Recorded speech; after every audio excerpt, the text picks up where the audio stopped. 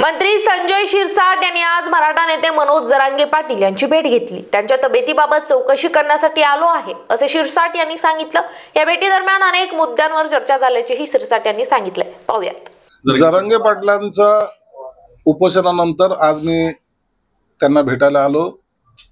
त्यांची तब्येतीची विचारपूस करणं हे माझं काम होतं, कर्तव्य होतं। त्यानुसार आज त्यांची मी भेट घेतली। भेटीमध्ये काही मुद्द्यावर आमची चर्चाही झाली।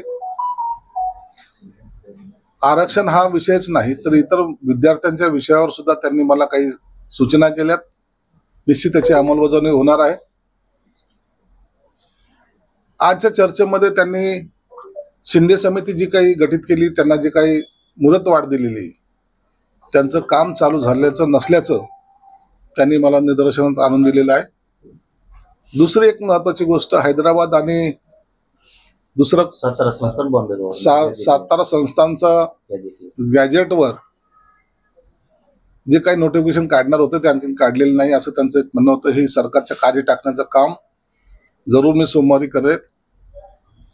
एकंदरीत मराठा समाजाच्या या आंदोलनामध्ये जरांगे पाटलांच्या मुळे लाखो समाज बांधवांना कुणबींचे सर्टिफिकेट देण्यात आलेले आहेत, वितरित झालेले आहेत। त्याचा लाभ सुद्धा त्यांना मिळतो। पण आता ज्या काही छोट्या मोठ्या आणखीन त्यांच्या ज्या काही मागण्या होत्या, ज्या त्याचा अनुसरूनच आहेत, त्या पूर्ण करण्याचा प्रयत्न सरकार करत आहे। आणि त्या संदर्भामध्ये सोमवारी मी गेल्यानंतर एक वेगळी पुन्हा एकदा बैठक बोलवता येते का याचा प्रयत्न सुद्धा मी करणार आहे।